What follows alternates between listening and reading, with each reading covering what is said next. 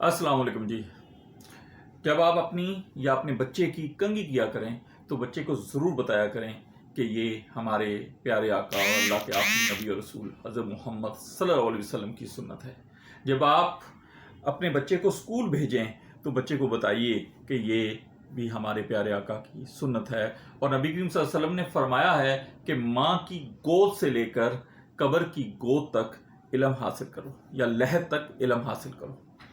और साथ ही ये भी फरमाया कि जब कोई इल्म हासिल करने के लिए मोमिन निकलता है तो जन्नत के दरवाजे उसके लिए खोल दिए जाते हैं। जब आप अपनी प्लेट में से कोई चीज़ लेकर दूसरे की प्लेट में या अपने बच्चों की प्लेट में रखें तो उन्हें ये भी बताएं कि ये प्यारे आका जिनको दोनों जहानों के लिए रहमतुल आलमीन बनाकर भेजा, ये हमारे प्यारे आका की सुन्नत है।